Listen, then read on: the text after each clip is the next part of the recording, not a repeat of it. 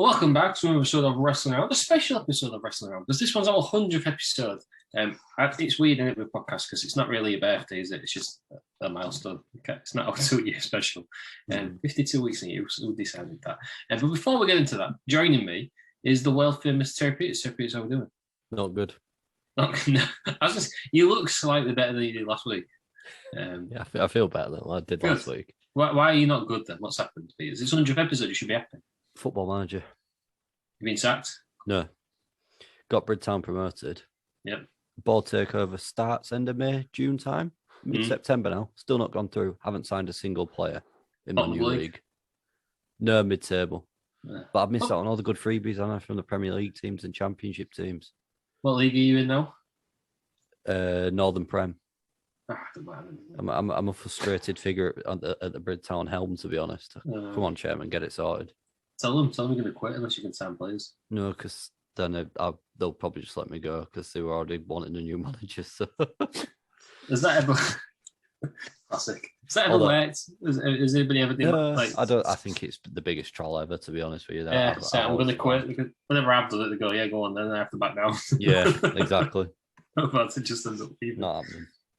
All right. Joining me as well is world-class wrestling journalist Aaron Franklin. Aaron, how are we doing? I'm very well, thank you. I'm excited because WWE 2K22. It's out. It's out now. Yeah. When did it come out? Did it come out today, Tuesday? Today. Yeah. Today. Oh, very nice. Only if you pre-ordered it though, with the NWO edition. Right. So if you've got that, so when's the proper release date? Friday. Yeah, it's Friday for the poor people. Yeah. For the paupers. There was no way I was spending £100 on an NWO edition. $104.99, I'll have you. Oh my god, outrageous! Outrageous. I'm excited. You've seen a gas bill these days. Well, yeah, that's true. And petrol, £1.56. I paid for petrol today. Whoa, that's cheap. That's cheap. £1.68 I paid. I saw 172 for diesel yesterday. Oh god, it should feel sick, doesn't it? I bet you're crying, aren't you, Terry? Well, I don't have a diesel, so no, but yes. Well, no, but you're just filling up with like a £5 each time, just hoping that'll do you. Okay, I'll get me to the next pump, I think, these days, won't it? That's about it. I imagine you tried to put like cooking oil in or something, Peters, and it just would annoyingly work for you. Fry some chips on my engine while I'm driving about. Oh god, it probably just cost you like £10 to get repaired. I'm excited though, Aaron. You've shown us a sneak peek of one of your characters for your upcoming Twitch series. It's a wrestling. I'm not going to have any spoilers, but it is a wrestling around favourite. It was a favourite back from when we used to do feuds you'd like to see. So hopefully, I can't wait. I'm so excited. And it should be making the next person very nervous. Lou, are you nervous that you're going to be overtaken as the Twitch king? No. No. Solid. No, because if I wanted to, I could buy that piss and company and close it down. So. Can't wait for this. Over our own war. Oh, but we'll. I'm not concerned the slightst. If you don't have competition, you're gonna make your own competition. Yeah, this is what we've done. We've decided that we'll find out the real winner. Too popular, yeah. Who's got the more viewers? 22, are we? Yeah, we will. In September time. Yeah. October or November. I never know when. Every time they have Survivor Series. I know, but I always think Survivor Series is September. Call yourself a wrestling journalist. No. Should be September though, shouldn't it? Yeah, it just seems like a September pay-per-view, doesn't it? It used to be a Thanksgiving thing. I don't know when that is. It's not a real holiday, is it? It's sort of all our American listeners. Oh, God. Joining as well is Bob Roode. Bob Roode, how are we doing? Glorious. I need to apologise at this point, Russ. Bye. On a news show, which obviously you'd not listen to because you didn't introduce him, I did promise a cameo appearance from Business Horse. Yeah, that you have. Yeah, I heard about this. But unfortunately, he's in Hull at the moment. Turns out he can't be here. I've got a question for you. He will be here on the 2-year special. Right. 30th of March, and actually give me enough time to go and retrieve him. Peters, what's your question? Why ain't Bobby Roode's dong lit up this week? It was. Yeah, it's strange. Yeah, I've changed the light. I've just got the big light on. Right, and you've not got that. Which is why I look washed out. There's no Jeff Goldblum either. He's here. He's here. I can't see him. There you go. There he is. There we go. There's no bell. The bell's upstairs. Lots of bloody takeovers happened. Louis Theroux there, if that helps. You can have him. Yeah, a lot of faces there. You know, for Louis Theroux. Put him on the side on the thing, yeah. Oh, don't put him on the penis. There you go. But now it looks like Bobby Roode's saying, "Yeah, common penis Louis Theroux, deal with it." Yeah, So- it's got an inquisitive penis. Jeff Goldblum's telling us to be shush. Yeah. It's Cool, like it's- you've walked in on Bobby Roode's inquisitive penis, and then Jeff Goldblum's like, "Oh no, don't look at the penis." Not again. 2 weeks in a row with the Jeff Goldblum impression. It's the 100th episode. We've got all the gang here, all 5 of us. Well, seven of us now. Oh, guys, Including old Lou Ferrigno and the lads. Goldblum. A weird stable. Can't wait for you to sell your house.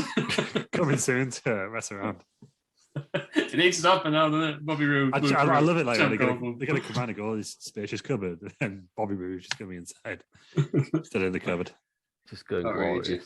glorious. He looks naked as well. He didn't know he was a wrestler because we can't see his pants. Yeah, he does look a bit naked, actually. It's like you've just got a topless man in your house, which, you know, is cool. It's 2022, do what you want. But it's the 100th episode. We're all here. And we decided that we're going to carry on. Are we saying it's the biggest storyline in wrestling history? The NWO? Second. What's bigger? You can't come out with that and then not have a bigger No, one. I think like Austin versus McMahon, probably. It was the same time on it, but yeah. No, I was going to make a joke then. Be like, it was If it weren't for the NWO, CM though, Punk and MJF, of course. But yeah. if it weren't for the NWO, you wouldn't have had the McMahon Steve Austin, would you? This Yeah. is it. So they kind of laid the path, shall we say? I didn't say it was your favourite, though. So it was your biggest, because obviously the favourite is Hogan versus Dungeon of Doom. Oh yes, classic. That's the best storyline of all I don't know time. what my favourite storyline is of all time. I Probably think like Edge versus Cena in 2006 because that was when I was really into it. There we go. Dunmo Edge just got battered every week, though.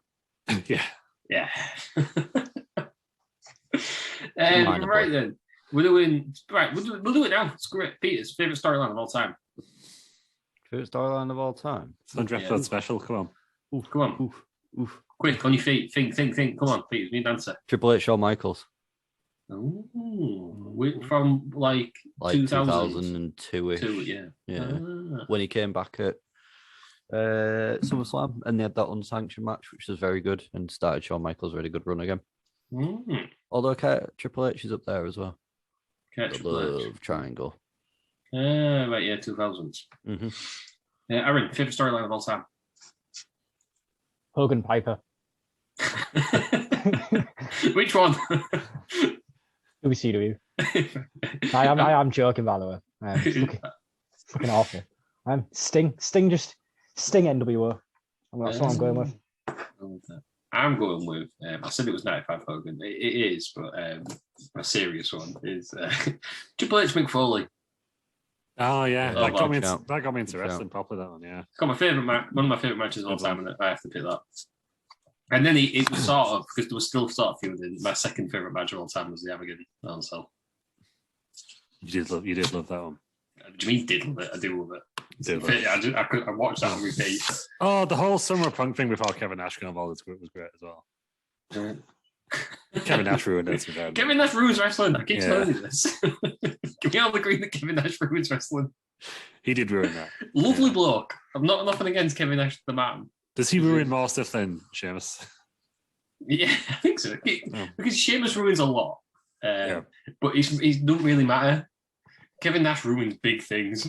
That is true. Yeah. So the impact of Kevin Nash ruining stuff would be more than Sheamus's cumulative ruining. I think that's fair, isn't it? Two big lads just trying to do stuff. So this week we've finally done SuperBrawl VII.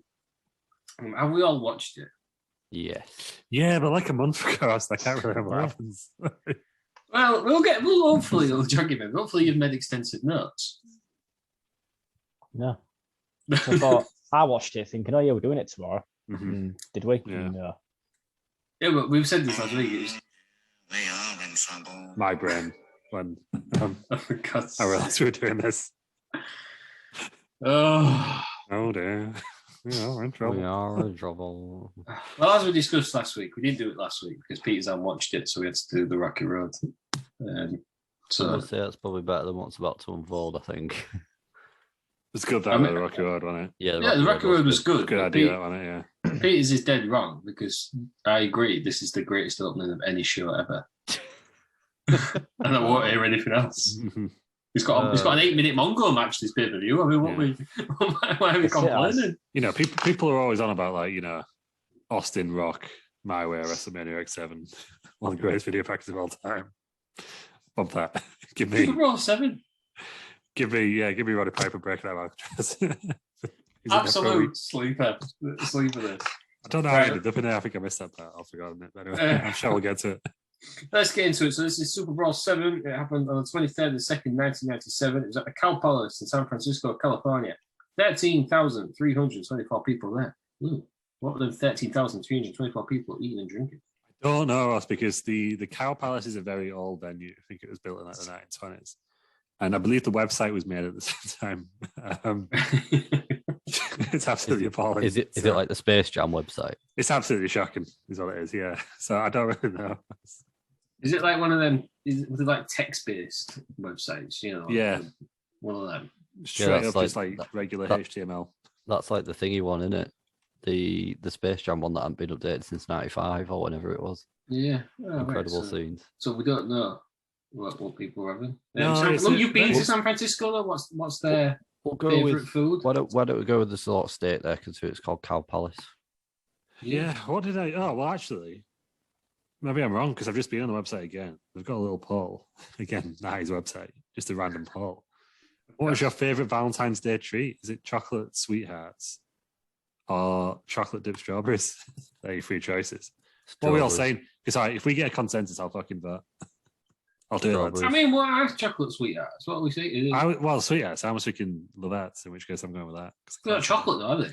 No, it's chocolate or sweethearts or chocolate. Chocolate for me, then, because they're sweethearts. You eat one of them, but they're just the most boring thing in the world, aren't they? So 2 votes for chocolate. I'm going chocolate. Let's vote for fucking chocolate. See what happens. Did it specify? Chocolate. Chocolate is in the lead. 54.9%. Chocolate dipped strawberries coming in second with 37.3%. And in sweethearts, possibly because no one knows what they are, 7.8% lagging behind. Should we have a quick Google, see what they are? Sweethearts. Yeah, they have some weird food to the West, don't they? Yeah, no, the Cow Palace, very historic venue, where Eddie Guerrero won the title. And I believe they are what you said. They are some sort of candy, but they are actual heart shape instead of a circle. I think have we all watched Futurama? Have we all seen Futurama? They have a big lot on there, don't they? Where Fry's eating them. Yeah, and then they all end up choking or something. Something like that. That's a shame. Yeah. I mean, they survived. They did 2 more series after that. But no, it's well, this is it's not a very good website at all, to be honest. So we don't know what they're having. There's an around town. Oh, there's a venue map. Let's see if there's Is there one there? Catering facilities on there. Oh, look at this venue map. Come on. What is it? What was this made in? Catering facilities. Rental information. Can you rent the whole thing? You can rent the whole thing. Oh my god, how much? I don't know, but I've done it. You've rented it? Yeah. When? I don't know, but it looks like I'm hosting a horse show / rodeo in the near future. Rodeo around. Yeah. We'll do it. For our 2-year special, we're off to San Francisco. Ooh. The Star and Bob Roode. Oh, so we don't know what about that. I should forgot the rest of the lads. That's right. Louis Theroux and Jeff Copeland. Thank you. I forget, you don't go anywhere about them. So we don't know what they're having to do it. No, they might not be having anything. It's just an old shed in it. Yeah. So, has SuperBrawl VII got the worst tagline of it? I mean, WCW were terrible at them, but the tagline for this is, the big one will hit San Fran when the big boys play. That is pretty bad. It was 1996. Do you think it was coming like 70s? Yeah, like, 1997 is. 1997. Well, a big boy play at the Cow Palace, but no. And then there's like a slightly one underneath that says, "Get ready for the Rumble." That's a bit copyright infringement now, isn't it? Yeah, strange, isn't it? Well, the Rumble's already happened, so don't know what they're getting ready for. So, right, we've decided, haven't we? This starts off the best thing ever. Normally, you get a video package. It's normally what's happening in the matches later on. This one is we go to Alcatraz, which is in San Francisco, isn't it? The live of The Rock. Yeah. And Roddy Piper is getting released after spending a week, and I believe he put himself in there to psych himself up for Hogan because he's going to have a match later. That makes sense, which is great, right? But it's a museum. Oh, God. Was it a museum then? Yeah, it's not like he's gone to state prison. It's just it's not in a museum. It's Ben Stiller. He looks worse for wear, let's say. His top's all ripped. He's there. He's having to go at the guard. This is what I don't understand, because I think he's let himself in, but he's having to go at the guards. So he closed as a prison in 1963. So 34 years later, he's locked in. No wonder the guys have to go. They're probably trying to get him out. He's done well to stay there for 7 years, really. 7 days. And he paid for one ticket. Yeah.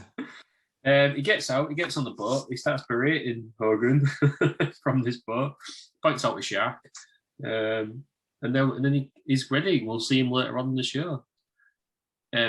Guys, discuss. Peters, I imagine you've got very different opinions on this to Aaron and Lou. I felt as though it gave Piper a little bit of an edge, and then he started running outside, and then smoke, the shouting, nope. The shooting of this, can't read my writing, seemed very poor. The camera cuts were shoddy. But yeah, at the start, I'm thinking, yeah, this is quite good, quite interesting. And then he goes outside and runs and not so much. And just shouts a lot, doesn't he? Yeah, I think all wrestlers from that era, none of them are very good at promos. They just shout unintelligible nonsense. Mm-hmm. They're all crazy old men. Yeah. Bastards. Aaron, I believe you called this the best opening to any show ever. Yeah. Isn't it? It's the greatest opening to any wrestling show in existence. Can you tell us why?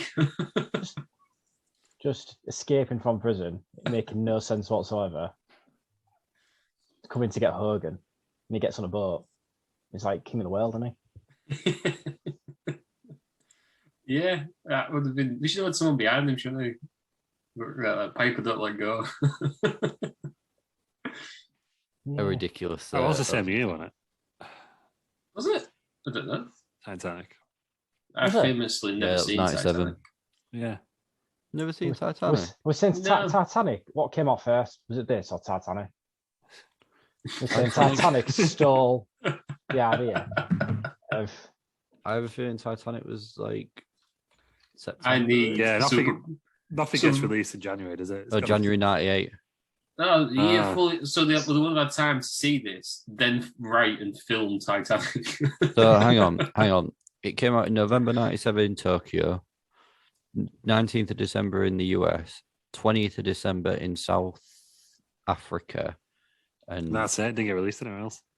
And that's it, yeah. And then over here in 98.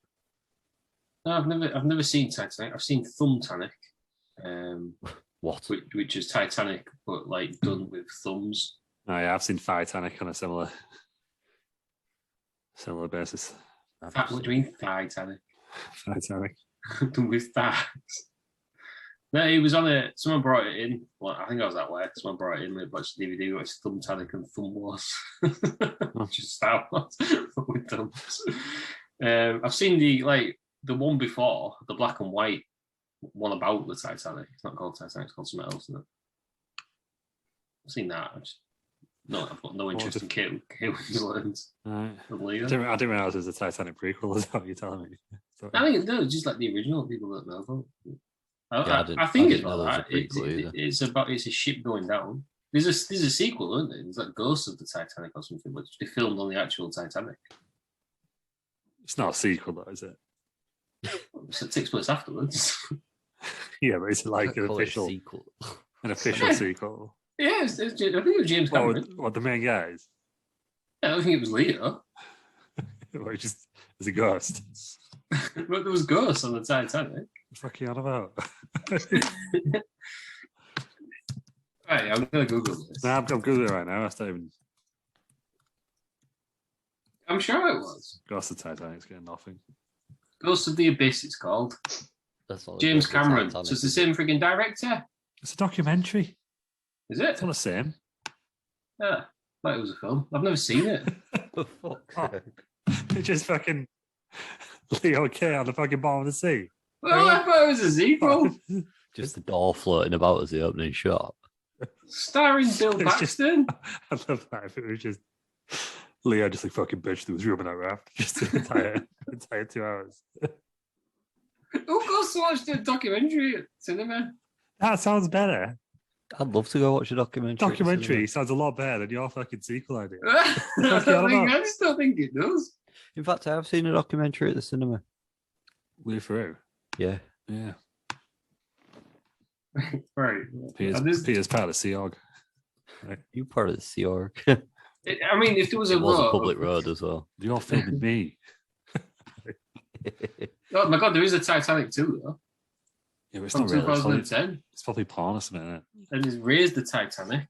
Oh my god. The night to Kenneth Moore's A Night to Remember. I thought you were going to say Kenneth Branagh. Wow, taking it seriously. Which one? I think that might have been the one I watched, The Night to Remember. No, that's a docudrama. No, not a docudrama. I don't know. It was black and white. I watched it. I think it was the Titanic. Yeah. There was one called Titanic in 1943, which was a Nazi propaganda film, where it casted a fictitious German-based officer on the Titanic as the hero and the British as villains. Yeah, makes sense. Filmed on board the German liner SS Arcona, which was then later sunk by the Area. Huh. With civilian loss of life greatly exceeding that of the Titanic. What was putting this on? Oh, fuck. Okay. I was just had to like, go on the lads, but no, probably not. There we are then. No, so Titanic 2 doesn't have a Wikipedia article. It does. Doesn't exist. It doesn't. Does it exist? I've been on it since right here. Does it? Titanic 2. It's a 2010 drama disaster film starring Shane Van Dyke, son of Dick.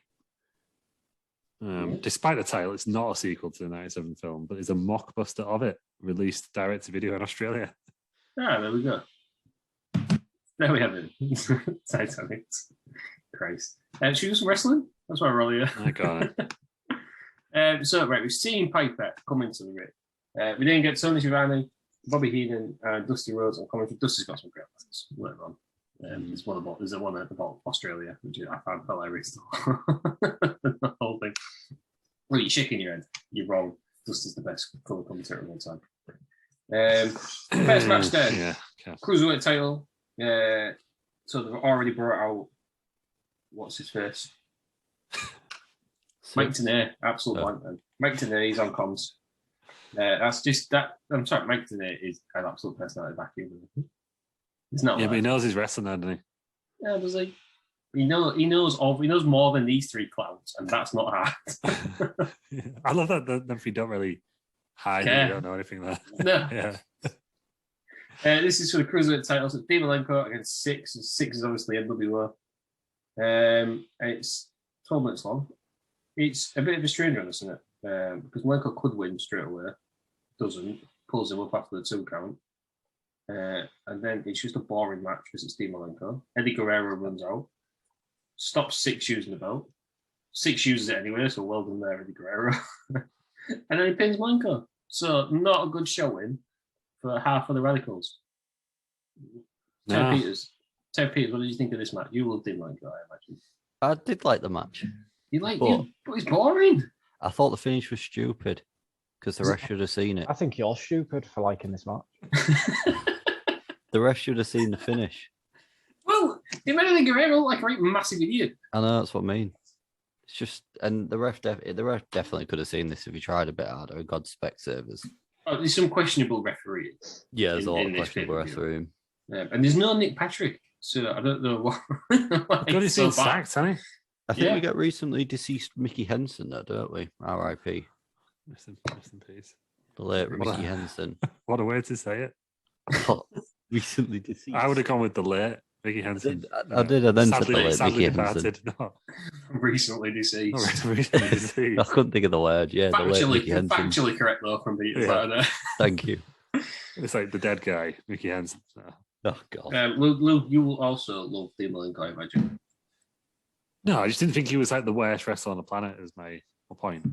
No, it's the most boring wrestler. not Yeah, the he's, worst. he's technically all right. He's just. He's But no, boring, this, isn't he? obviously considering this had the most boring wrestler in the world and Dean Malenko in it, it was all right, right? X-Pac's not very good, was he? Never any good though, is he? Looked No. very young here, didn't he? Bless him, lovely bloke, really Yeah. great guy, man, great guy. But I didn't care for it. No. The commentators didn't care for it. Why should I?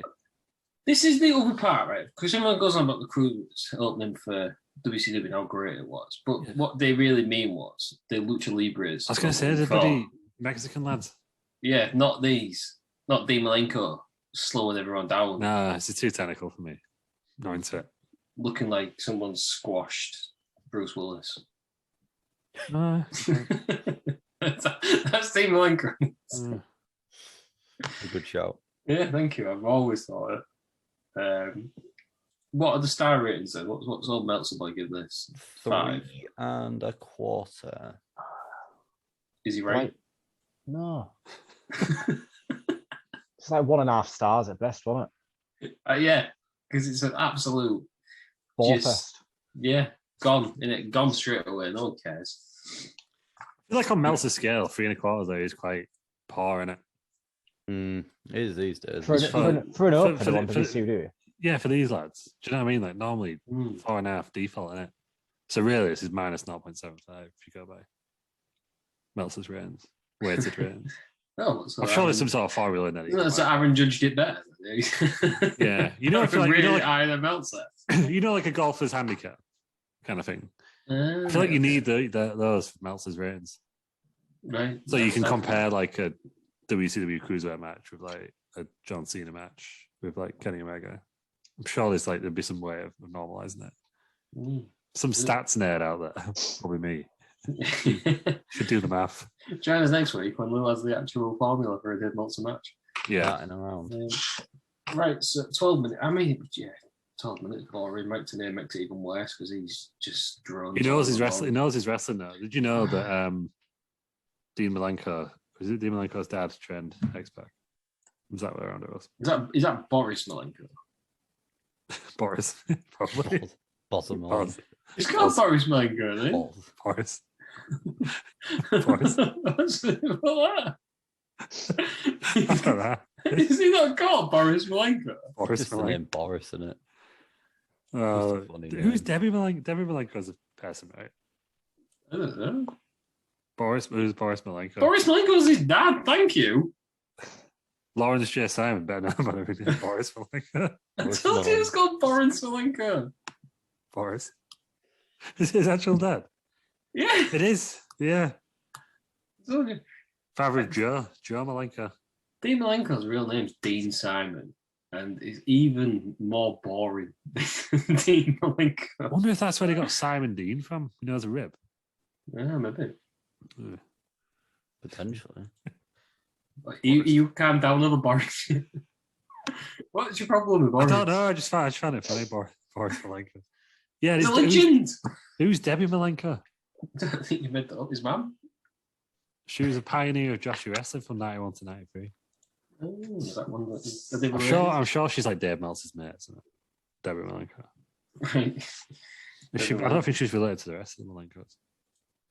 I mean, it's a strange name. I mean, it's not. Oh, she was trained by Boris Malenko.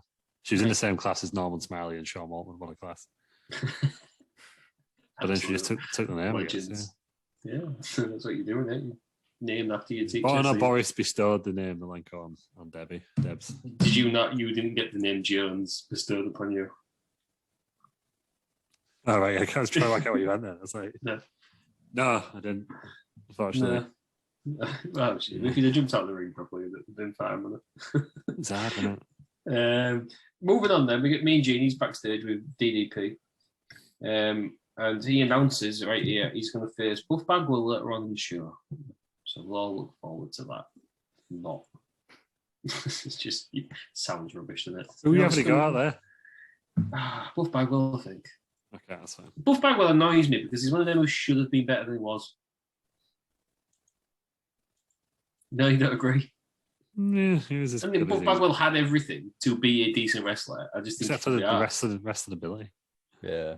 I think he could. I think he's all right. He's lazy. Except for the rest of the ability, charisma, and natural calves. Oh, yes, charisma. I think. Machismo. He also had calf implants. That's also the point. Well, you know. Because one of them there that time, do you remember? No, I wasn't there. Oh, I didn't get covered in. He came around. I didn't get covered in Bagwell calf juice. So, like, Buff, yeah. What was Judy's calf like when she was on that forklift? Should be beefy calves, I think I remember. Yeah. Got his dad's calf. So. Yeah. The next match then, we've still got Mike tonight on comms. We've got Conan, La Parca, Villano, the fourth, the Juventud Guerrera, Super Calo, and Ciclope in a 6-man tag. I've wrote here, Conan looks really out of place. And then I've put, Super Calo is what Conan would be if he wore a mask. With the sunglasses. I've got a feeling you can't remember who Super Calo is. I'll just Google him now. Yeah. One with the glasses and the backwards cap. Yeah, I think I know. What do you mean? Wrestling journalists. It's a while since I watched this show. I've just realized I was praising DDP in the last segment as well. Go on. Thought he came across very intelligent in what he was saying. It's not often that happens with wrestling. Oh, fucking hell, yeah, Super Calo. Yeah, I remember. But anyway, sorry, carry on. We all know who Super Calo is. He's basically just a lot of mass luchadors, Conan. Conan's just rubbish, isn't he? Absolute spot fest all the way through. I'd love this match, though. This is what more you want, isn't it? This is the cruiserweight, isn't it? This is the real cruiserweight. This should have been the opener for me, because this was just... Chaos, yeah. Yeah. Great botch I've wrote by Ciclope. What was the botch? Moonsault to the outside. No. Don't remember. I'd like to see you do a moonsault to the outside. I wouldn't even attempt it. I just thought it was some. That was Travis D's finisher. I'd love to see that. Moonsault to the outside. He is soaring through the air. Luckily Jules gets in Did you the way. think that? I thought that. Did you think Super Calo? I remember that. Did you think he looked like he could break at any moment? What do you mean break? Well, I've remember now it's a Super Calo fragile. What does that mean? Is this the expialidocious part? So I don't know. Like I wrote the triple suicide dive to the outside, which seemed cool. But there was just loads of there was one where one of them was sat in a chair, weren't they? And they did the dive to the outside and knocked him off the chair, which I was all for. Yeah. Although I felt as though the finish was screwy, apparently. Well, it was just Conan pinned Juventud after a powerbomb. It was. I think that's when that was like the one thing that Conan did, wasn't it? Yeah, he didn't do anything. He didn't do a lot. Well, was he hurt at this point? Because all I remember from Conan really is him just walking around like. I don't really remember any Conan matches. Calling people strawberries. Yeah. I always presumed he was a manager. Up until like I realised he was a. I only remember him really being a manager in TNA when he was with Homicide and Hernandez. He was Ricochet's manager. Which one was on as Prince Puma? The other kid. He was Max Moon. This is my first dusty line of the show. There's going to be more. So this is the dust. That was like the old days before they had the rail at ringside. You just sit up close. I've seen some old farmers down south. Might be wrestling. They'd be ticking the same thing right there. I tell you, moved everything back. What? Which part of the match do you think that was from? None of it. It could have been Johnny Entrances going out for Dusty. You've done that, yeah. I mean, it's funny, isn't it? But do you think, like, because I know Bischoff's got a lot of respect for Dusty. Do you reckon he was sometimes listening thinking, for fuck's sake, but what is he going on about? He just couldn't tell him no, so he left him out there anyway. That's why he's never done commentary for WWE. Yeah, well, we've got his heel turn to come this year, aren't we? Oh, the Dust. Yeah. He joins NWR. Yes, he does. Why wouldn't he? Likes to be involved. Then Brain has a great line at the end as well. Saying, there's 6 Spanish chiropractors somewhere licking their chops, rubbing their hands together after this one. And I did love as well. Because the ref did lose control. Everyone just jumped in. Brain actually says, I offer anybody $1,000 who can name the legal name. Oh, yeah. And it's just a pin. I did enjoy it, though. What was star rating? I thought this was one of the better matches in the past. Big Davey gave it 3 3/4. I think that's about right. Yeah, I was no 4. I'd go 4. It was 3 3/4, but until about 30 seconds ago. Yeah. I just think that's what you want from. I don't want to see story. I just want to see Lucha Libres. You don't need trying to kill himself, match, do you? Yeah, and I agree with Aaron. They should have opened. Yeah, 100%. This match should have opened. Got the crowd popping in it. Give the crowd a lift. Yes. Okay, bring Dean on. Yeah. No, bring Dean on. He's the problem. Yeah. The next match, then, the third match, which I called last week the best match on the card, I'll stand by it. Rey Mysterio as Prince Ikea for the WCW TV title. Prince Ikea is the champion. Tenay still on comms with 3 main matches in a row. Decent match. Rey Mysterio is really young here. Prince Ikea is really green as well, I believe. I don't think he's been out once. Didn't wear shoes either.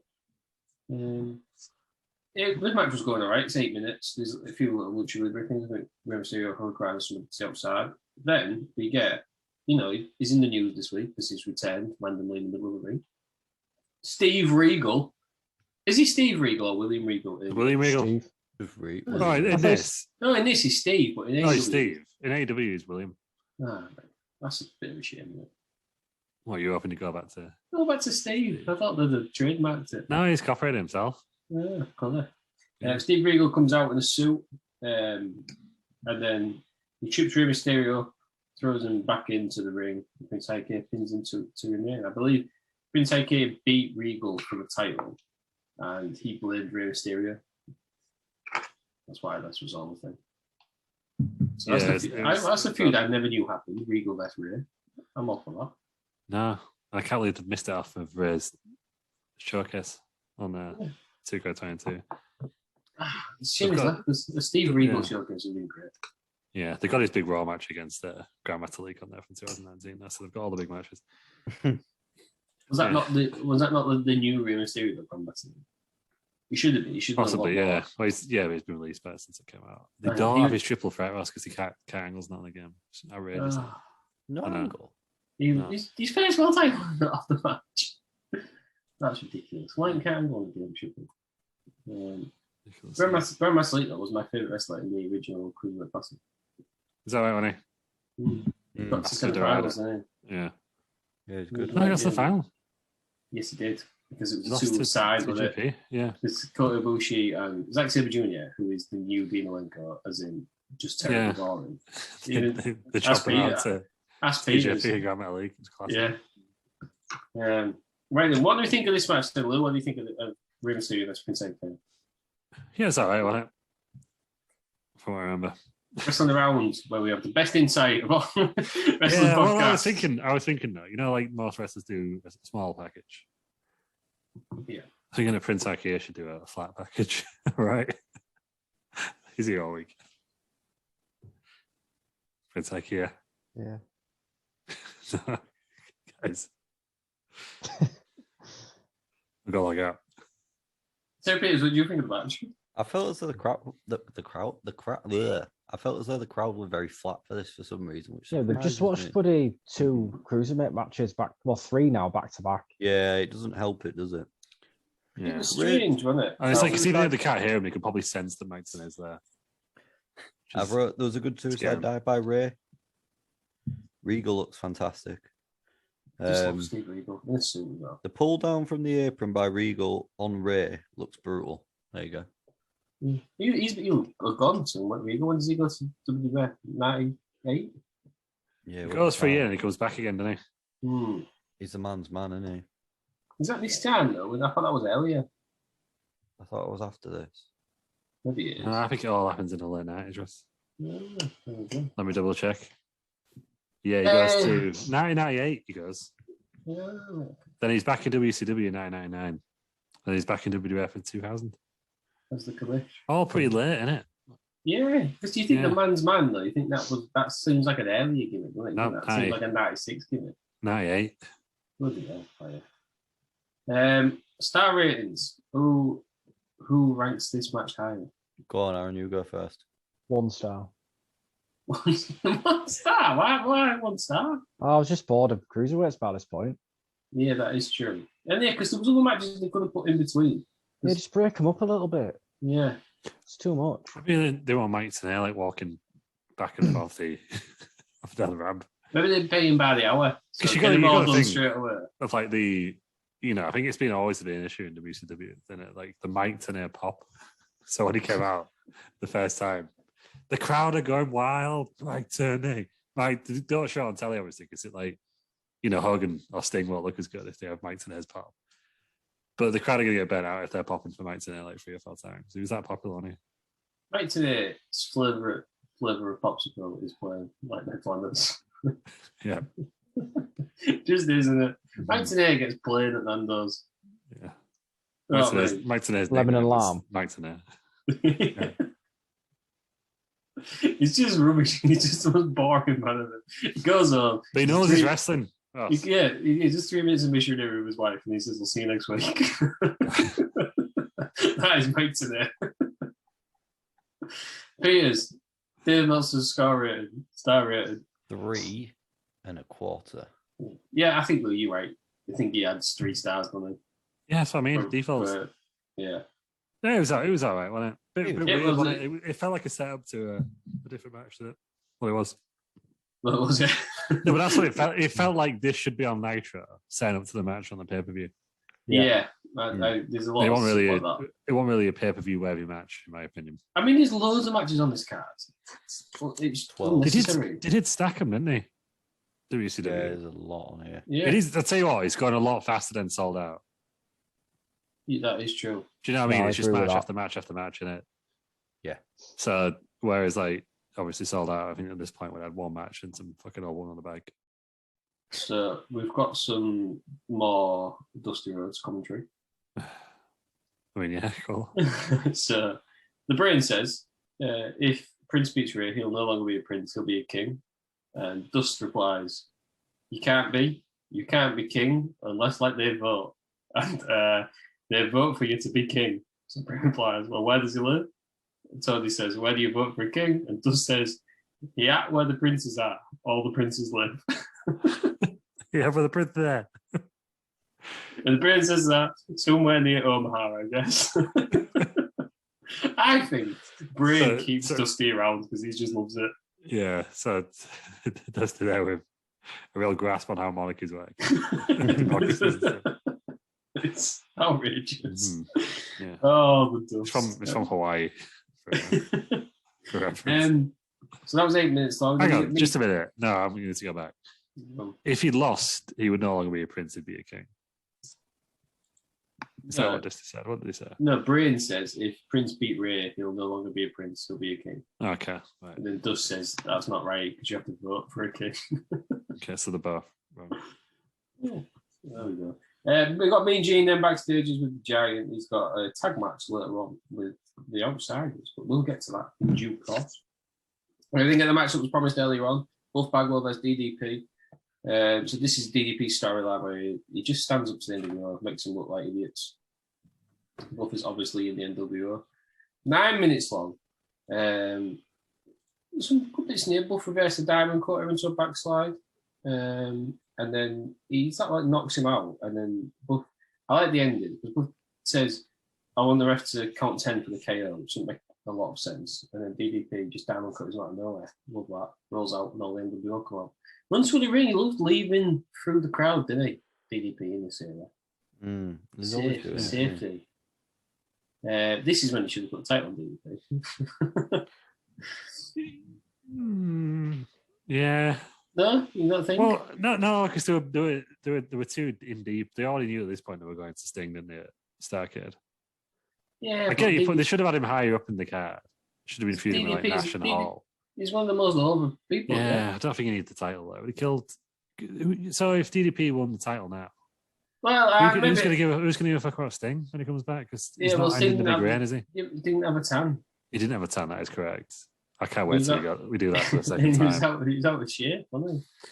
Yeah, we didn't know this at this point, did we? No, but was he not out with shape?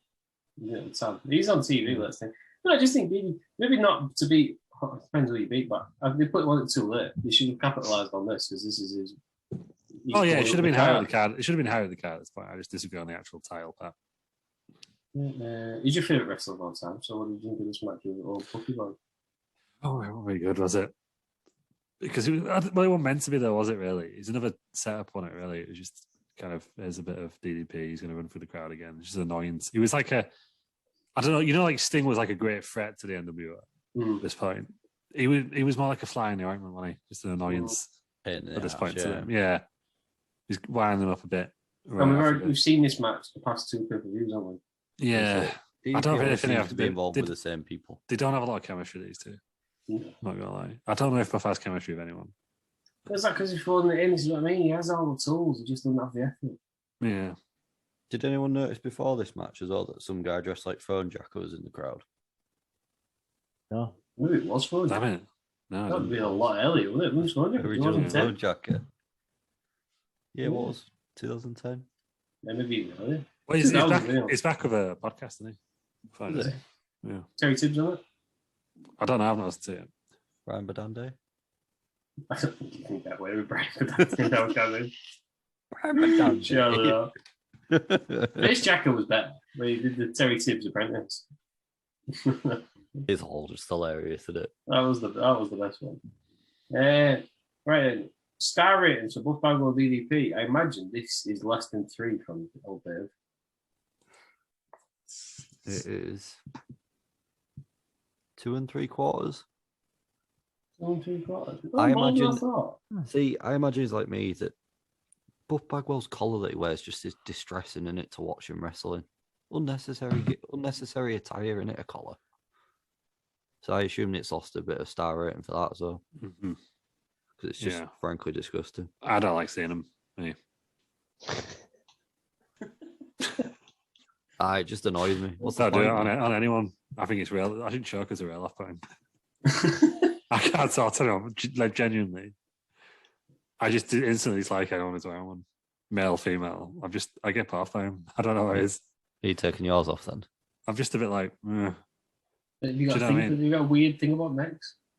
I do with feet. I really bare feet. Maybe it's the same with. Yeah, bare feet are gross. Yeah, I'd be like Gammon Alley.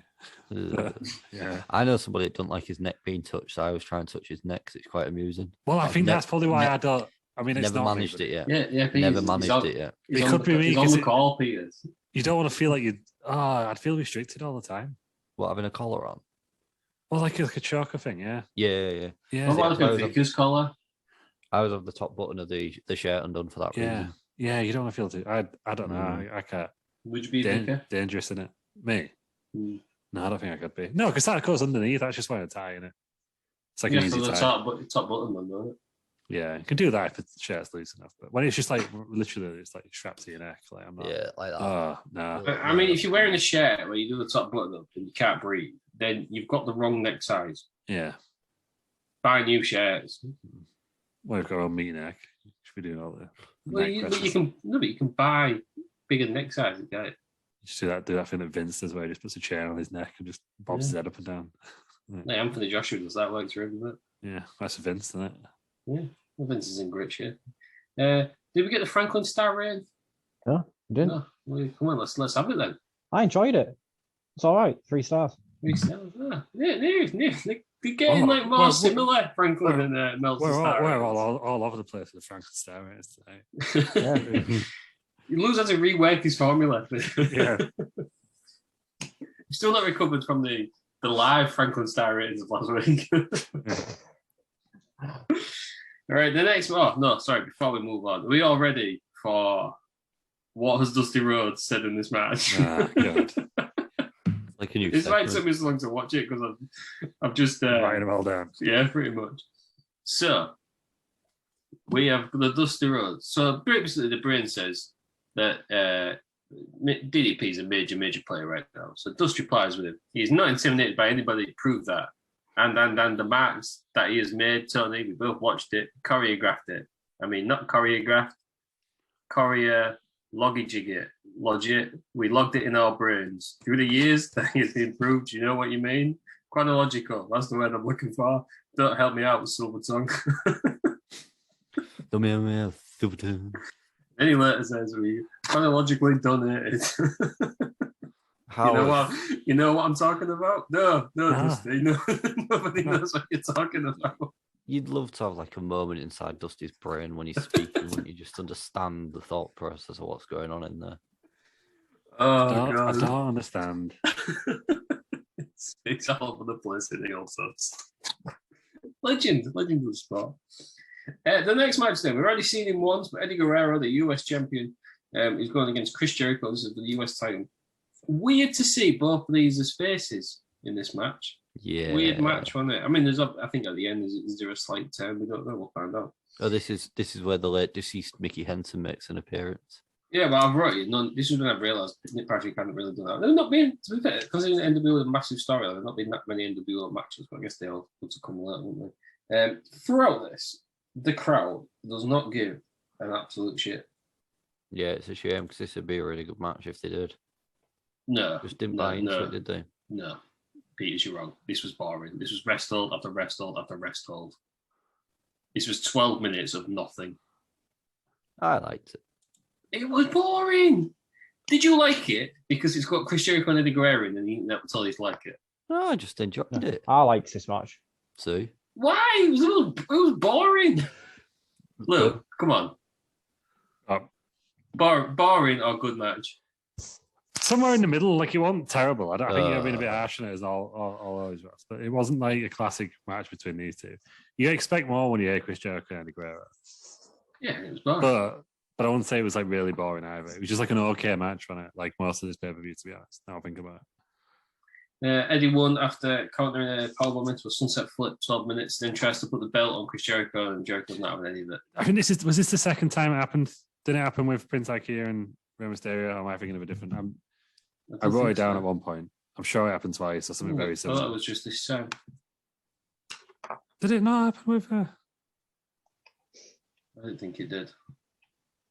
Let me go back to classicwrestlingreview.com to find out. I'm sure it was, unless it happens later on, but I'm sure the same thing happens twice. See, I wrote down this is the sort of match that WCW are known for. So I just thought this was this is about a 1-star for me. Just nothing happened. It was just they just went to chin lock after chin lock after chin lock. Should have been better. They had 12 minutes. Yeah, They didn't do anything. We're entitled to our opinions, aren't we? It's a shame yours is wrong, like, but yours is I'm not having this, Peters, because you like some absolute dog shit matches. You thought that one that you couldn't even fucking see between the Demon was a good match. So automatically, your opinion comes from absolute zero. Wow, Ross went in. Yeah, Peters tried to make a little point. I'm not having it. Ross wasn't having it. Just fucking went for it. You said the Demon and fucking Vampiro. You couldn't even see it. yeah, It was a good match. Absolutely laid into him. His favourite match of all time is Koko Beware and Owen Hart in a tag match. high energy. No, I thought it was the you guys. Oh, What was it? Demon. Head Shrinkers. No, He loved the Demon. Graveyard match, yeah. Yeah, which was awful. You couldn't even see it. So, Classic. not having it. What are the stats? Let's do the star ratings and we'll see. Mel's Franklin? probably give this 5. What's Meltzer's? 3.25. 4. 4 stars. 4 stars. Yeah. Nothing happened. He's fuming, isn't he? Just rattled, good isn't he? technical ability in the match, don't they? He's rattled, isn't he? But this is just dead. Are we all ready to hear what Dust said in this match? Go on, So, Tony explains why Chris Jericho gets a title shot. He says he's one of the nicest young men out there that the WCW never let into the fold. And then he says, that's why he got the title shot. Yeah, and then he says, well, maybe Six or Malenko might play to the finish because Eddie's interfered in that match earlier on. And the Dust replies with, he'll be there. He'll be there when the bell rings. That's what it's all about. Come to play. The game has begun. The fights are on, baby. So, thank you, Dust. He's also said in this match, there's another about the Millennium, and Dust has said, yeah, they're be gone on to the next century in the year 2002. Limmy Ammon is that stuff you put on your knees when they hurts. So, he said, will you stop it? You talk about 2 guys in the young blood. I'm talking about bad blood. Hogan Piper, that really, really sets up something that I really believe for Piper. Piper really got through his big shot tonight here, brother. Man, I cannot wait. So, the Dust is on one. More legible. I think, is he who's more? Is it him or Booker T? Who's more just absolutely? Dust. Do you think Booker T was a modern day? Because I always felt how did they let him on when he commentates like this, Booker? But I guess it makes more sense now. I'm hearing him. Because he's better than Dust. Yeah. I don't know what he's saying. This is right. Everyone has a go at bids for micromanaging everything, but if you don't, you get this. Or you get the Sid promo where it's like, we're live, pal. You get that. You know what I mean? This is my bids, micromanage everything. Because he's had 30 years experience with all these clowns. Do you know what I mean? So I'm all for scripted promos. What I'm not for is the next match. Faces of Fear versus Public Enemy versus Harlem Heat in a triangle match, I think they'll call it. Faces of Fear with Jimmy Hart was absolutely no reason. Heat come out with Sensational Sherry. Public Enemy are genuinely the worst tag team I think I've ever seen in my life. They felt so out of place on this pay-per-view. Yeah. In this promotion. I'm a big Bischoff guy. I think he's a bit of a genius. But one thing that I think he's full of shit on is he was like, I never used to watch ECW. I didn't even care about ECW. You don't sign Public Enemy if you don't watch them. Do you know what I mean? If you just saw these 2 lads turn up, there's no reason to put them on telly other than the fact that you know they're from ECW. They've done all right in the promotion. Yeah. No disrespect to them. The owners, they worked in ECW, didn't they? You see people like it all the time work on the indies, don't work in the big leagues. But that's why they feel so out of place, I think, as well. Yeah.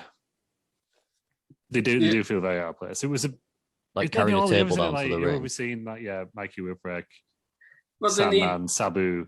They need tables, tell me you don't watch ECW. I don't know if he does watch ECW or he's made aware of ECW and someone said, well, these are decent. Get these. Who's thinking of decent? I don't know. Maybe he's got someone in the crowd or something, right? He sees, or he just sees no disrespect, but it must be considered a certain level that he's thinking, right, we need to sign these guys because they're over. He must just think, I think Bischoff maybe is just spiteful. Oh, they're ECW tag champs, all of them then. Yeah, that's what I mean, yeah, but if he's not watching ECW, he don't care about them. Fixture of Piss and Company, then why is he signing them? I don't know, but they're awful, aren't they? I mean, this match was never going to be, as much as I love Booker T, what can you do with the Faces of Fear and Public Enemy? Stevie Ray, what? No. Thank God this was only 7 minutes long. I think the only noticeable thing here was Booker T was belly to belly from the top row. When we get to the finish, so it's Booker T and one of the Faces of Fear, probably me. Grunge tags himself in. The ref gets distracted because everyone's fighting. Public Enemy do their weird finisher, which they barely can get onto him. And then Rocco Rock makes the pin. Did not expect Public Enemy to win this. Neither did I, and it's wrong because he wasn't a legal man. Yeah, but also I hate this whole gimmick where it's like a triple threat tag match, but only 2 people in the ring at once. It makes no logical sense. No, it doesn't make Even the sense. commentator said like they were like, "Oh, the insiders fucking not insiders, the insiders, the outsiders, fucking ruined this last time by trying to pin each other." Literally said that on the because do you know why on the that? call. Do you know why they did that? Because Kevin Nash is just too smart for his wrist. Because Kevin Nash was wrestling. He's a genius. If you want, I'm sure it was Shivani was just like, yeah, basically the outsiders fucking ruined this type of match. well, I think we was Like, all look at these thick idiots; they're not doing the same. yeah.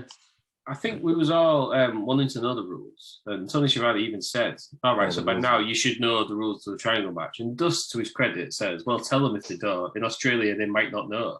So Green says that's where tag team wrestling was invented. Never heard of Australian tag team rules. And Dust says, "Yeah, but how about Australian triangle match? You ever heard of that?" So Dust was trying to get us to be informed. Maybe we need Mike Tenay to tell us the rules. God, you just bang on about Japan, when like in Japan, this is the most common match. I think really, Ross, like your Dusty lines, they're good, right? Yeah. But I think we need the Dusty voice, don't we? You're the only wrestling podcaster on the planet who has quoted Dusty Rhodes and hasn't done a Dusty Rhodes impression yet. His normal voice, baby. Come on, one more go. It's going to be better than that. Yeah, but how about the Australian triangle match? You ever heard of that, baby? Yeah. Dust. So I have to do all the rest of it like that. So yeah. They're those savages, the wild animals, baby. Yeah. So Nelson Mandela was on the call. Oh, God. 7 minutes. So I'm glad this was 7. It should have had the Steins in this match, but there was the victims of vehicular manslaughter at the hands of the NWO. Should not have been a match. What, they were the victims of manslaughter? Yeah, that's what it says. Vehicular manslaughter. Don't think so. Incapacitated due to attempted vehicular manslaughter. I thought you could attempt manslaughter. I thought, anyway. Well, look, this is what WCW telling me. Yeah, because that's just murder, isn't it? Yeah. Yeah. Manslaughter, like unintentional murder. Yeah, what if you don't intend to? But you can't intend to manslaughter someone. Gross negligence? Oh. Can standards of practice just say they can't say attempted murder? Is that why they come with this? Probably. We couldn't say blood, could they? It was viscous liquid. So 7 minutes. I can't believe Public Enemy, but I can't believe Public Enemy had a job. So who knows? It's all right. I don't understand the faces. Yeah. I don't want to be too harsh on Public Enemy because they were great for what they were in ECW, right? I just don't see why a company just like on WCW a mainstream promotion, they didn't fit him. Yeah, Because he even came out with a table. Yeah, they needed a table. We will get onto tables later on in 2 matches time because maybe they brought the wrong table out. But I don't understand Faces of Fear either. I know it's supposed to be like if Faces of Fear walk into your office and say, "Give us a fucking match," you give them a match. That's it. Yeah, they're quite scary, aren't they? Maybe that's why it's the Cat Miller. Did he like hire the ninjas or something? Mm-hmm. 3 dragons. Yeah. Maybe that's why he had to do it. Star ratings then. What have we got here? 1.5 from the Melts. Yeah, right bang on. You've got 1 star. Yeah, no, I think that's more correct, I think. Yeah, someone else was wrong. That's what we're saying. Yeah. Of course, he was wrong. Mm-hmm. Yeah. Don't know what he's talking about. Yeah, there's only one world-class wrestling journalist, and he's on this podcast. And it ain't Terry Peters or Scoop L. Outrageous. Scoop L with his no scoops. Do you want a scoop? Yeah, do you? Dave, do you know I did scoop the other one? DDP's retired from active in-ring competition the weekend.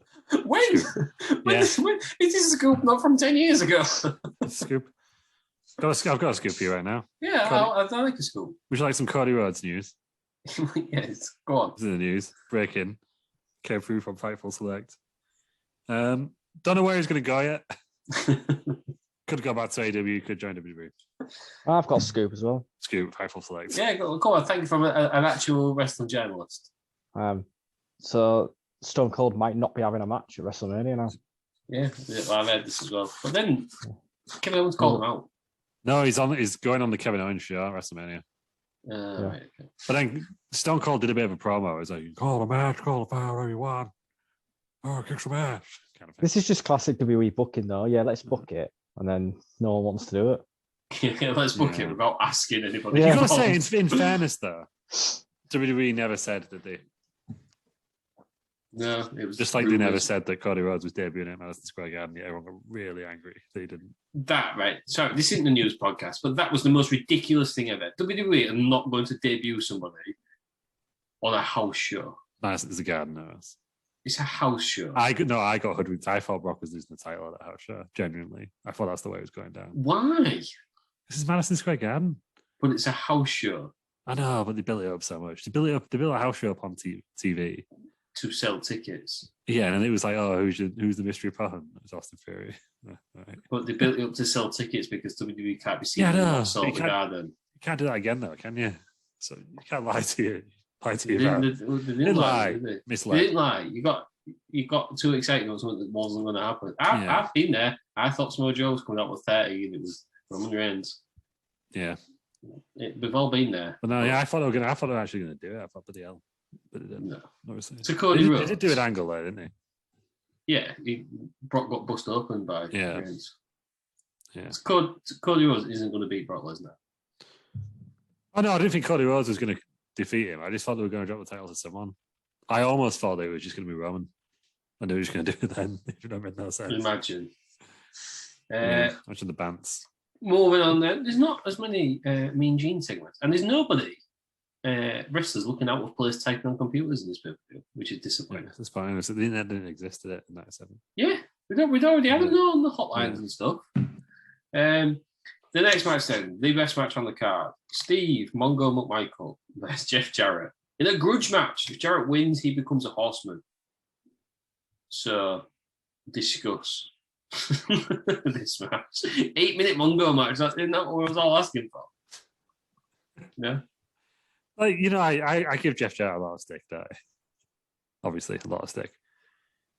But it's ridiculous, isn't it, the fact that Mongo was in the Horseman already. What do you mean by that? Jeff Jarrett had to try qualify to get in. What do you mean by that? Because, like, you know, skill-wise, you think all the Horsemen are about just good, you know, class wrestlers. One of them's got a personality. The rest of them are just good wrestlers, are they? Yeah. Mongo. Top wrestler. Did you not see his chop blocks? He just didn't fit in at all, did he? To the Horseman. No, I didn't get it. I can't believe Peters didn't get it. Terrible. I just can't believe what I'm hearing. Well, it was just a ridiculous premise on it. Surely Ric Flair's got enough power if he wants him in Jeff Jarrett and a Horseman. Just put him in a Horseman. I don't know. Yeah. Is there going to be 5 Horsemen? We don't know. But Anderson doesn't really do anything anyway. No, he doesn't do anything. It's just I don't think I've ever seen an answer match. No, he was still at Active wrestler. yeah. Well, doesn't he retire later on because the NWO wasn't it or something? No.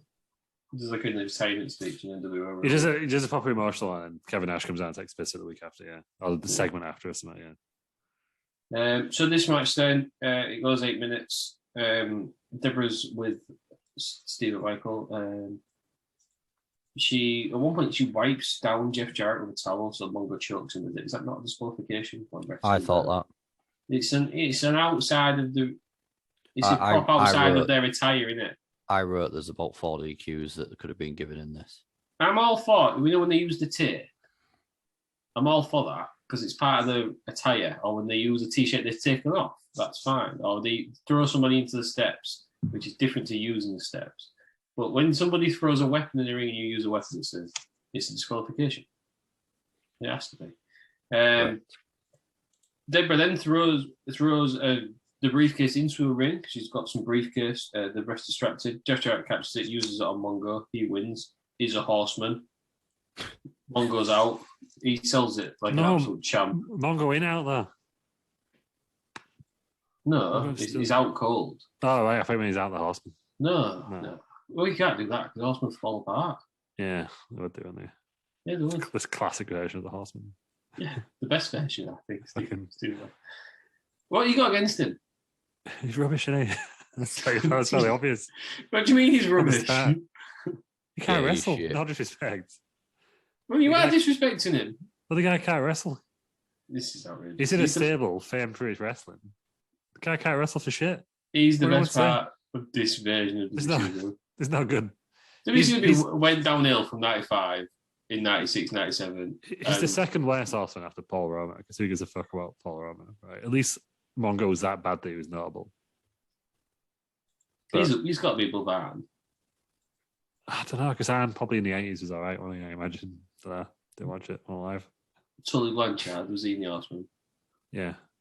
He's above him then, isn't he? Ross, I think you'll find it Tully Blanchard's in AEW, so everyone respect, please. Yeah, but Mongo's better.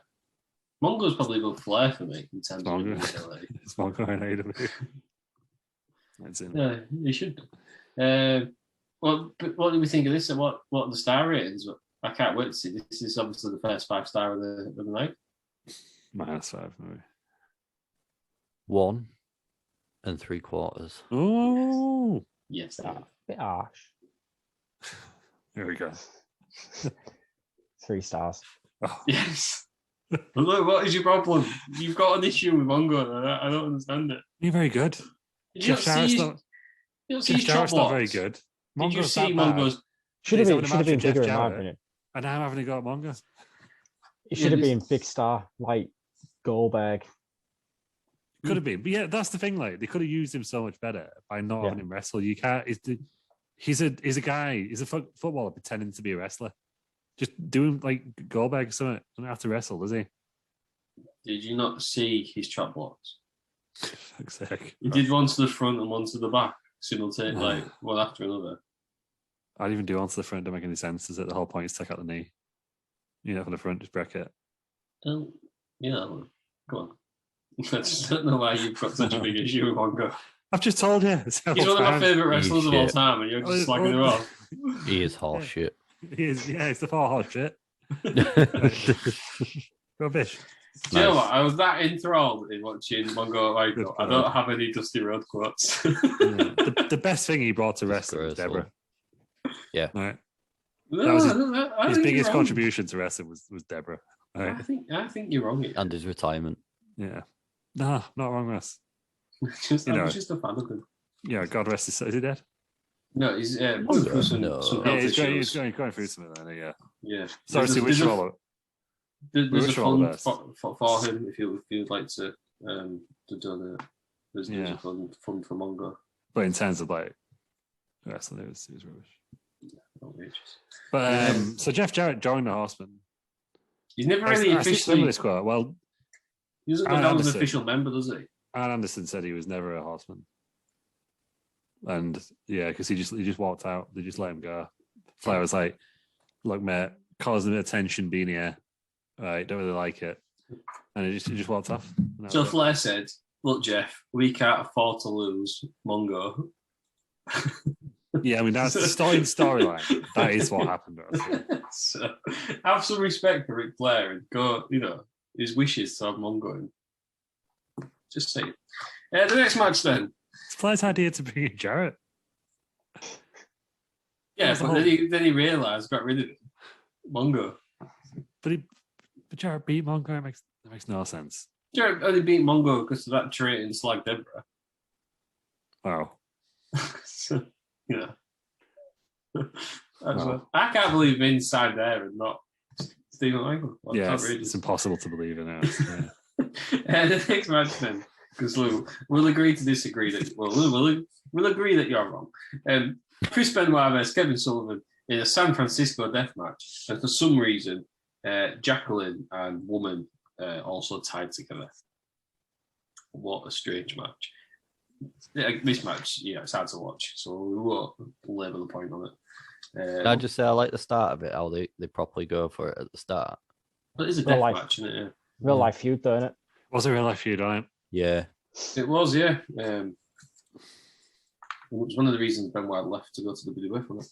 Mm-hmm. Even though he acts like he was real hard done to, but he was champion last night, didn't he? WCW champion, wasn't he? Yeah. But I mean, this point, it was like 99, 2000, it all went shit, was it? It was either just before or just after David Arquette. Yeah, but still. And I like the way it went backstage as well. No, but they should do. It's like they should do. Street fight, isn't it? They should do, but they don't.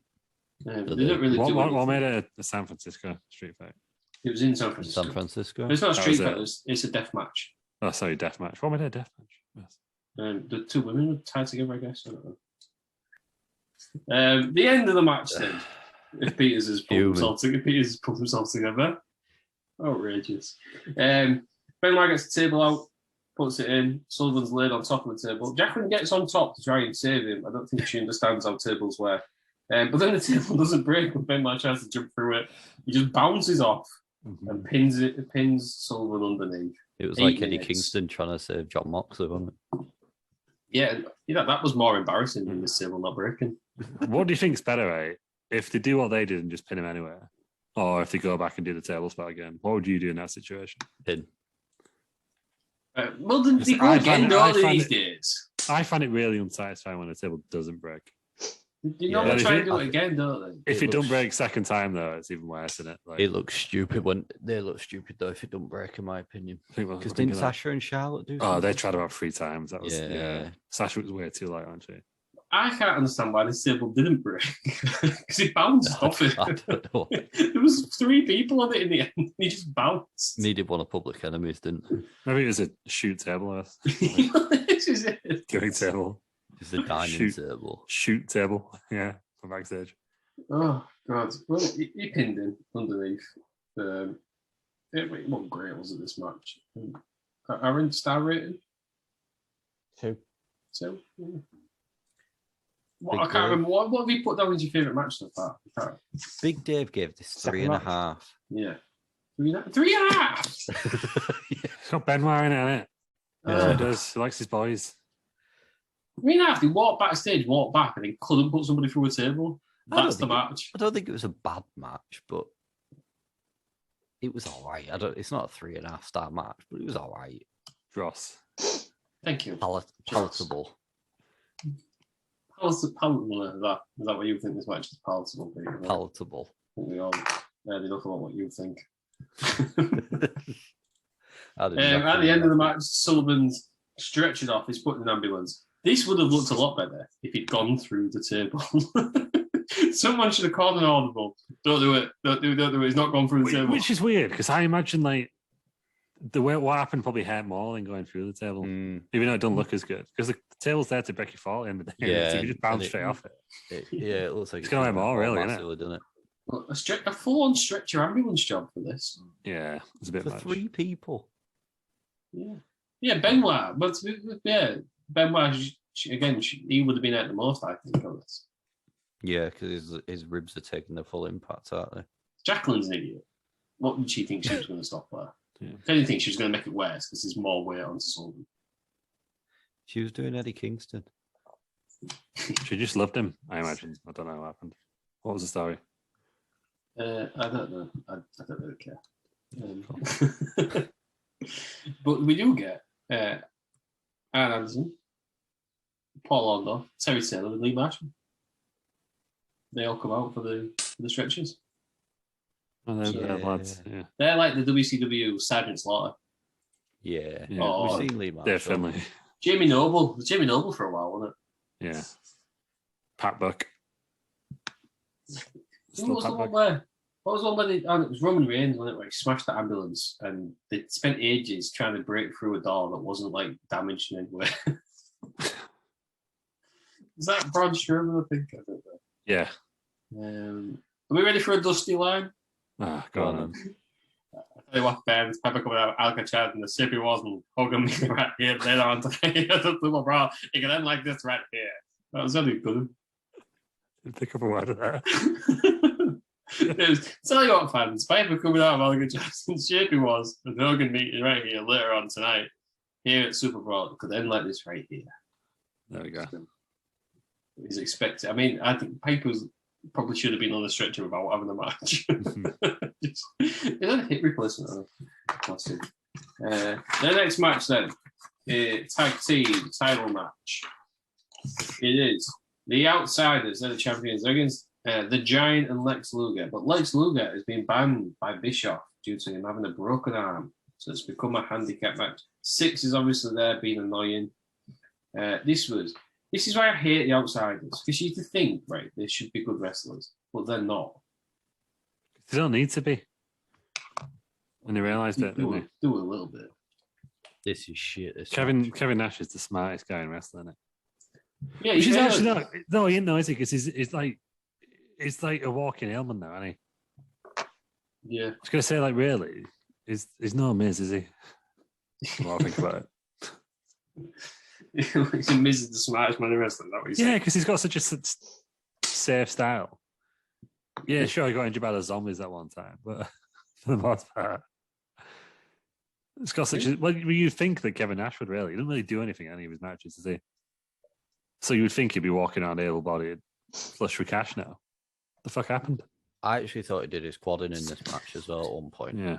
Oh, well, I think that goes without saying, doesn't it? If it's Kevin Nash's wrestling, one of the quads is probably gone. Yeah. It was after his impressive jackknife. Which he did that. That's the only notable bit of this full match. Kevin Nash jackknife the Giant. And then that's when I thought he did his quadding. And then he does his back in, doesn't he? And then that's what leads to the finish. It was a proper jackknife as well, wasn't it? It wasn't like, big chest. No. I hate watching jackknife. Why? The most dangerous movie for wrestling. It just dumps him on his head, doesn't he? Yeah, I don't care. Alabama Slam. Yeah. You don't care. The end then, Giant is jackknifed. Luger then comes out. Bischoff tries to stop him. That doesn't really go anywhere, does it? Bishop, there's this, like, you see the back of Bischoff, and then you don't see him again. Like yeah, because he didn't do it. He comes out, tries to stop him, then you see him for like 2 seconds, and you don't see him at all after that. Luger comes in, tags himself in, uses the cast. He then racks Nash to win. They're the new champs. And for good measure, the Giant chokeslam Scott Hall. 9 minutes. Interesting note. They get the title stripped off him on Nitro on Monday. Because Luger should never have been in the match. Yeah. What do we think then? What do we think of this full match? This format. Shit. Yeah. Yeah, no, I think you're right, Ross. Yeah, just a bit lazy, isn't he? Paul. Well, both of them are, aren't they? Scott, well, everyone always says Scott Hall's this great worker and this great man for the business, but I haven't ever seen any decent Scott Hall match. Have you seen that famous Ric Flair quote? Right? It said the best thing he ever did was be in the same ring as Shawn Michaels when he wrestled the ladder. Yeah, it is. Scott Hall. I'm not. If I was Vince, so you don't subscribe to the theory that he's the greatest wrestler never to win the world title? No, William Regal. No, that's a good one. Ted DiBiase for me. Something like Vincent for me. Yeah. Virgil. Skinner. Fuck money. Nails. Anyway. Lawler. Lawler's won 1 million world titles. I was thinking WWE world titles. Got the record for the most world titles. He nearly won it there, didn't he? Yeah, he did almost win it. Okay, if I went for Michael Cole. Yeah. What? He was in a ladder match, a TLC match against The Miz.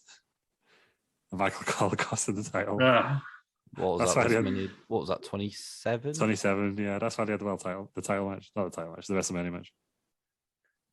Imagine that Michael Cole and King for the world Lawler title. Was about to win a world title, and Cole was trying to pull him down. It's like, come on, you can't win the title. Yeah. Is that when Jon Stewart got stopped Cena from winning the title? The Summerfest. He didn't want to ruin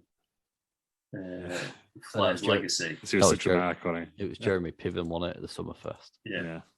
Oh, what a crazy time of wrestling. Bring back the Raw celebrity general manager. Yeah. It's easy top. They did it for a bit. Ozzy Osbourne did it once, didn't he? Yeah. They had some good ones. And then you had like Freddie Prinze Jr. No one cares. He was a fucking writer. Yeah. So it all went downhill. There's also the nanny friend. And Fred from Fred and Scooby Doo. He is. Oh, yeah, and Sarah Michelle Gellar is Daphne. Yeah. And I don't know who he was. Really Matthew Lillard. Just Shaggy. He's a weird looking fish, isn't he? Yeah, he's in Scream, and I can't think what the lady's name is who plays Velma, but she's in Daddy's Home.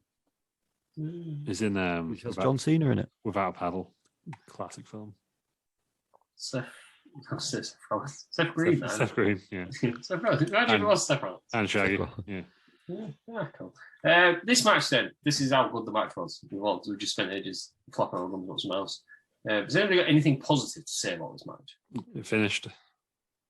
Yeah, it's weird. This You'll probably love this, Peter. No. The finish of this is fucking shit. Because someone's in Lex Luger's torture rack. Then whilst they've tapped out and the winner's been announced, the ref then counts the pin for the Giant to win whilst they're being announced as the winner. Good measure. After he's already said, yeah, he's given up. This is the end of the match. Yeah, and the ref. That's what they're doing. They're announcing that the new tag champs are there, and the Giant pins somebody and gets a 3 count. Well, you have to make sure, as we'll find out in the next match. Well, Luger wasn't meant to be in the match, was he? So really, yeah. So he anyway, was doing the right thing. So it's the ref's fault. Well, it was like Savage when he went back in the cage that time, wasn't it? Just a pin. That's sad. That was the worst thing I've ever seen. That was terrible. I imagine Meltzer did not rank this highly. You'll be surprised. 3.5. Gets out. Oh, 3.5. ridiculous. 3.5. There we go. What are the real star rating? Yeah. 0.5. Yes, the more like it. 3 point for Meltzer. Yeah. 3.5. Kevin Nash. Yeah. Lex Luger. Scott Hall. Luger. The Big Show. 3.5. I don't understand. This is blowing the formula way out the water. Is his scale out of like 15 for this? Oh, good God. Well, there's that 3.5. theory in it that Meltzer scales out of 10 if you don't like wrestling. Well, if he gives this 3.5, I don't think he does like wrestling. That's genuinely blown my mind, though.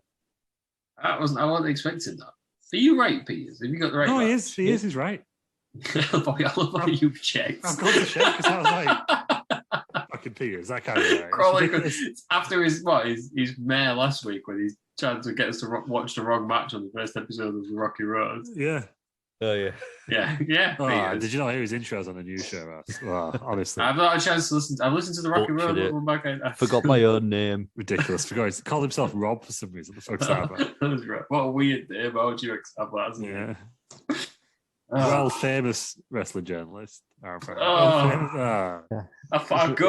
can't bet 1 week and it all falls apart. The world famous scoop. Hey, I was told I did it though with a bit of enthusiasm. You did have a bit of enthusiasm, actually. So thought your enthusiasm out, Ross. You're enthusiastic, but you got everything wrong. You're like the Mongo of wrestling podcasts.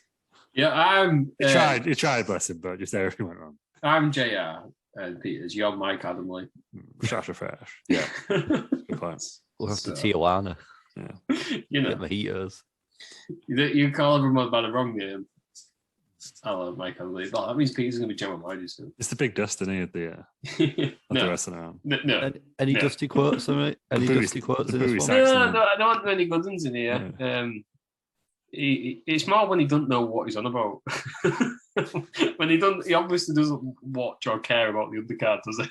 I don't think he watches WCW, does he? Yeah. So he didn't really have many. Do you think because he used to be the bucket? Do you think they still let him bucket? And then so in his mind, he's like, right, this is what's going to happen in this match. I'll talk about this. And then Bischoff, when he leaves the room, is actually like, we're not going to go with this idea today. I think all he says in this one is... We'll do our own thing. I think he says, see you later, alligator. That's about it. See you later, alligator. Yeah. So we've got... I know that's a massive discrepancy in the not to stars. I'm still shocked at that. 3.5 stars. 3.5 stars. Is he going to give this next one 5 stars? He shouldn't. That's all. No, this is about right. This is another grudge match for the WCW title. Hollywood Hogan. He comes out with Ted DiBiase and Vincent. And then we get Roddy Piper. And he's had an hard week. Didn't take a change of clothes with him, though. No, or have a wash in the showers before he got there. He's been in a museum. Yeah, but he's back. Someone should have said. You stink. He said to somebody at WCW, right, lads, I need to prepare for this match. I'm going to spend a week in Alcatraz. And they're like, oh, that's a bit hardcore. But he's like, yeah, no, but I can beat Hogan. They're like, yeah, I guess I get that. And then I would have said, if I was Roddy Piper, I'll make my way to the ring. Can someone just throw us a new T-shirt? Just in case. Because I don't know what they're doing to him in Alcatraz. He's been in there 1 week. Why is his T-shirt off himself? He's not been in there for 2 years, has he? You know what I mean? He comes out, and then this match is 11 minutes long. I'm pretty sure 10 and a half of the minutes that Hogan stood outside of the ring. I mean, that is pretty much Hogan's WCW running it. It's heel run at least. Hogan stood outside and not wanted to get involved.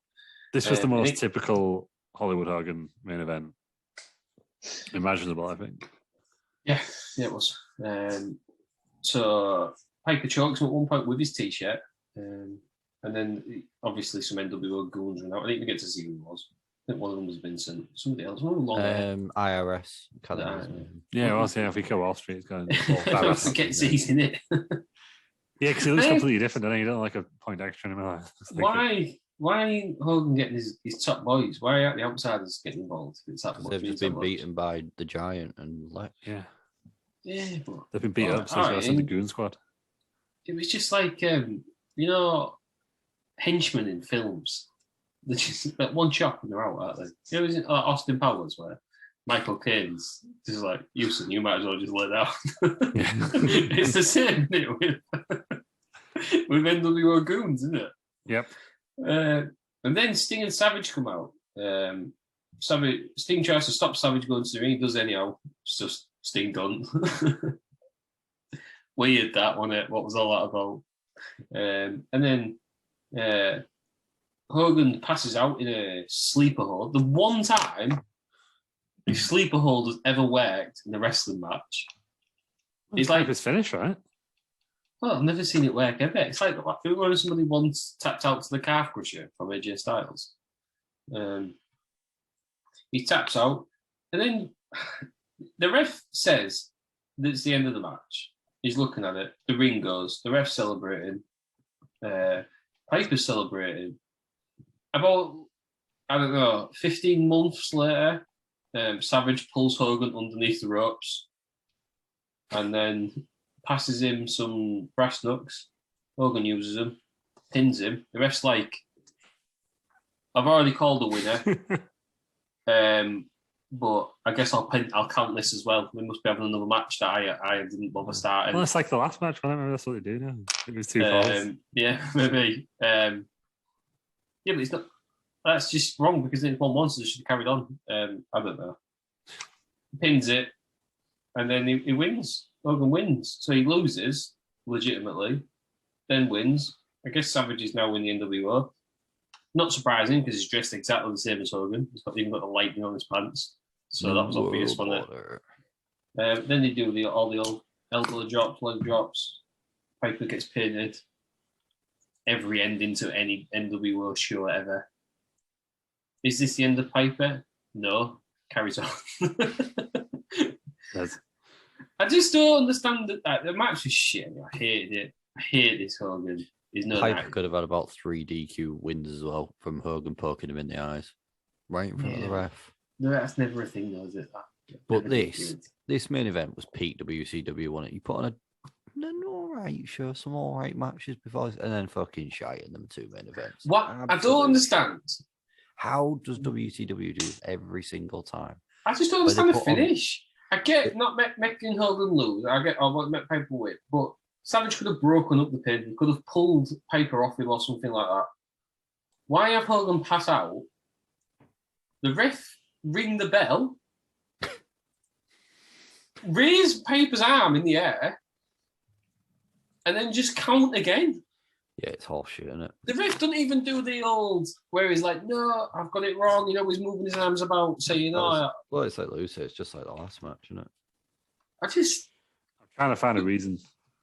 WCW are genuinely the most frustrating company in the world. Oh, it's because Hogan's leg was under the ropes. That's what apparently. Yeah, that's why he waves it off. But he doesn't wave it off. He just pins again. He just sees it and restarts the match, apparently. That's gone to classicwrestlingreview.com. But he's looking at it. So just reading he's looking and he sees. He's looking right at it. Ross, you're trying to apply logic to wrestling. We know that doesn't work. It's just frustrating. He said he confused the finish was flat and it confused both the fans and the commentators. Yep. Yeah. I was watching this pay-per-view in 2 parts. I watched up to the triangle tag match. And I thought, oh, this pay-per-view's all right. You know, it's not like a brilliant one. It's got some hilarious bits in it with Piper. I thought this is all right. I'll maybe give this a decent score, maybe like a 7 out of 10. Not one to watch again, but you don't mind watching it. I then watched the second half, and it's the absolute drizzling shit. Told you, peak WCW. It's outrageous how bad this pay-per-view has dropped off. And this just makes you feel sick, doesn't it? It's shit. Makes you feel absolute sick. Yeah, wasn't very good ending. But it didn't need to be. Wrestle on about that back in the day. Not about wrestling. I don't care. No, I don't care about wrestling, as in the actual move. I'm more story. I'm like, I'm not story. Yeah. I just do it sensibly. Yeah. I don't know why anybody thought that. If you are going to go with that, let everyone know involved. So, ref, sleeper hold, 11 minutes in, Hogan's going to go on a sleeper hold, he's going to get passed out, Savage's going to pull him up. Make sure you're in a position where you can't see the ropes. No, I think that was on purpose. I don't think it came across very well, but yeah. It's not Nick Patrick. Yeah. No, but I don't think it was on purpose. Like, I think they did it all right. It looked shit. I think everyone knew what they were doing. It just the execution was poor. This is what I mean. So let everyone know, practice it or something. No, I think they did. They just fucked up, didn't they? So WCW refs do, Raz. They get the big calls wrong. It's just frustrating, isn't it? Yeah, it is. It's not top 2 stars for me. That -8. -8. Oh, Eddie, what did Meltzer give it? 1.5. That's far too high. 1.25. Well, that's 1.25. Hold your judgment until the real star ratings come in, please. 2 stars. 2? 2, yeah. 2 stars. On what grounds? Livid. I don't need grounds. That's the star rating. Sorry, I'm trying to. It's like law, and I'm trying to. It is what it is. I don't make the rules. It's like future arm, isn't it? He doesn't understand Franklin Braden's. He really invented them. I just hate this period of wrestling. It's the best one. This is wrestling at its biggest. I'm telling you, WCW went downhill after Halloween Havoc 95. Yeah, I mean, now he's obviously the peak of all wrestling, pinnacle of wrestling. Downhill after that. It went downhill. Yeah. This was honestly the worst. I can't imagine why this is the boom period. I just can't understand. This is it. It's awful. It's awful. This is worse than Raw now. Oh, because you think on the other side, Rocky Maivia was fighting the fucking Sultan. Better than this. Yeah, was it? Yeah. I can't with the Franklin star ratings, but I believe it wasn't. That's the pay-per-view. I'm fuming. 100th episode, am I right? Yeah, it's ridiculous. This is what we've done. Peter's watched it last week. Obviously, to be fair, the 50th episode we did Elimination Chamber 2020, so actually this is a lot better one, really. Yeah, to be fair, both of them have crept up with us. Yeah. They don't really count, though, do they? Yeah, the real anniversary is 2 years, isn't it? Yeah, 54. No, it's a sauce. 104. It's joining us, yeah. Where I don't know. Right. Peter's thoughts on the full pay-per-view. Good start, poor finish, 4. That was really precise. Aaron, final thoughts on the full pay-per-view? Terry Peters classic 6.5. 6.5. And Lou. I was going to go 6.5 as well, actually. It was all right, wasn't it? Yeah, I enjoyed it. 2. Did you not see the opening video package? Yeah, I did. And is that where the 2 stars come from? The opening video, the first, if I'd have stopped watching it like I did the other day, start watching it after that, after the, I can't remember what match it was, Jericho Guerrero, 6.5 to 7, I thought, because of the cluster of Piper. Yeah, I think you suffered from the way you watched it, to be honest. I then stopped watching it. I've had a day break. I've then watched the rest, and I just kept knocking a point off for every match I've watched. Yeah, I think the way you watched it probably hurt your take on it, but yeah. I don't like wrestling anymore. Wow. After this. That's what he's done to you. Oh, for any I don't know, wives or partners or whoever who wants their significant other to no longer watch wrestling, recommend the second half of this pay-per-view, and you'll never have to. The WWE Network will be the subscription will be cancelled. Cancelled immediately. Never watch wrestling ever again, and we'll stop doing the podcast. Oh, yeah, I hated it. What are we doing next week? It's episode 101. So we're going to do Wrestling Room 101. I've just thought of this. Nice. I don't think any other wrestling podcasts are doing it, so we'll be all right. Nah, it's fine. You've got to pick 4 things each that you're going to send. Right, so are we do right? This is like live thinking stuff like that. Am I going to be Frank Skinner? Oh, you could do if you want to, Russ. Yeah. You've got to pick different categories there. I will. I'll pick. That's Give what us we'll in do. advance so we can prepare props. Of course, yeah. So that's what we're doing next week. I'm going to be Frank Skinner. You lot are going to be the people. They'll have so many categories. I've been watching it. It's always on Dave, isn't it? Like midnight. I think Terry's going to be the Janet Street Porter of wrestling around. People have often said that. He looks like Janet Street Porter. I think he does. Is that what it is? There's a bit of a resemblance. Is that your Janet Street Porter impression? Got massive teeth, haven't you? You look like Big Mail. I thought Janet Street Porter was dead until now. Someone should have taken a photo of that. That's outrageous. Well, so that's what we're doing, Rule 101. I guess after that, we'll squeeze in a wrestling roundup. We'll squeeze in some more Rocky Road, and then we'll have the spectacular. We're on the road to Uncensored 97, are we? Yeah, God. As much as I love you got a month to watch. That's all I have to do now, innit? Got a month. Yeah, it is. I'm gonna quit. I'm gonna quit the show. Oh no, I've got some big ideas for the 2-year anniversary special, by the way. Right, so that'll be exciting. Yeah.